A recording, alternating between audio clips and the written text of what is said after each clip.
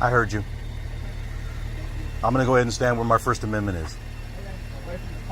My First Amendment includes right here. Right here. This car is in full view of public. You got it?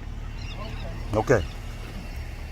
This is what I like to see, folks. Boss level new channels. You guys are absolutely gonna love this video. Do not miss a second of it. You're definitely gonna want to go subscribe to this channel. Let's help bring up his numbers. Let him know San Joaquin sent you. Let's get right to it, folks. Please don't give me directives that are not lawful. I'm not interested in unlawful directives. I'm really not.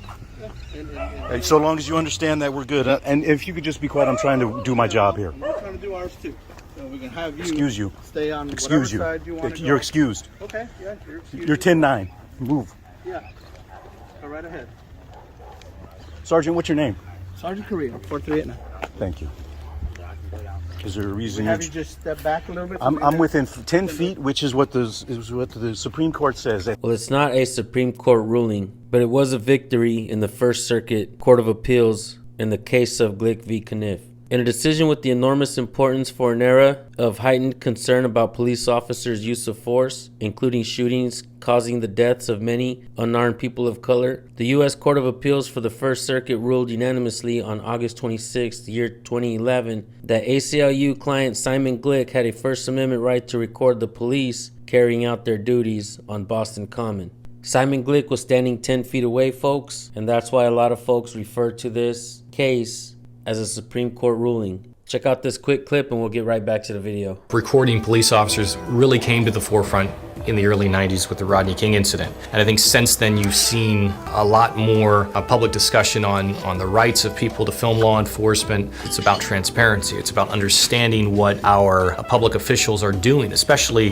public officials who carry with them the ability to use force, including deadly force, to execute and enforce the law. The right of a person to film law enforcement has become less controversial as it has become more understood. And I think the ubiquity of video cameras in society today, where literally everything is filmed and thrown onto Facebook Live, has sort of illuminated this reality. There's been 5 or 6 different circuit courts of appeal decisions affecting more than 60% of the US population that have affirmed the right of individuals to film law enforcement in public while law enforcement officers are engaged in their official capacity as police officers. At this point, you are crowding me, sir. You do know that your department has issues dealing with black people, right? Okay. In this particular area. That has nothing to do with it. Has something to do with you getting in my way. I'm black. You're getting in my way of filming a black man. That's what it has to do with. You giving me unlawful orders when I'm over 25 feet away from you. Shut the fuck up. How's that? You're getting on my goddamn nerves. Shut the fuck up.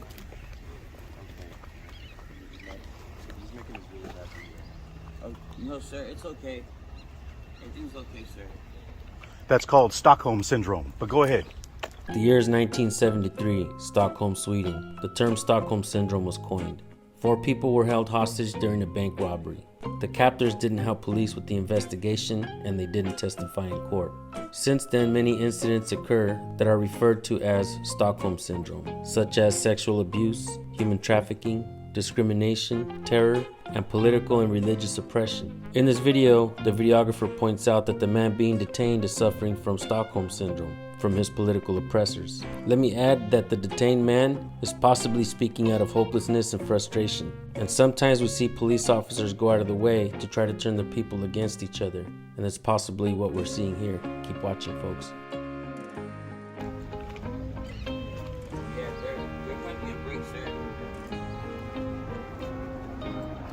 Just so you know, they lit a black man on fire not so long ago. Same ones.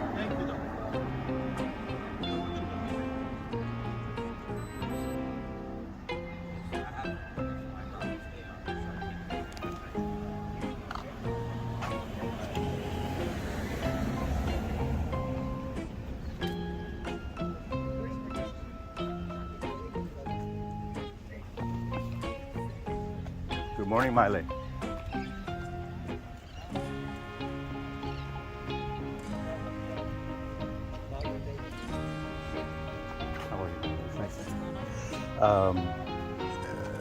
police are they're responding to a suspicious person. 2 cars. Well, I'm surprised because I've usually seen police. they called the second car because of me. Oh. Yeah, they don't like to be filmed, and the 2 deputies that were here were fine. I was filming, I was fine. The sergeant came up and tried to give me a bunch of unlawful directives, and I got a little frustrated with that. He lost the argument, but you know, and they're cutting this guy a break, and they told him that I'm just making it harder for them. However, I was off filming quietly until the sergeant decided he was going to become a disruption to my filming. Maybe I don't even want to take it off tonight. I hear you. I hear You you. know what I'm saying? They already know I know a lot of people.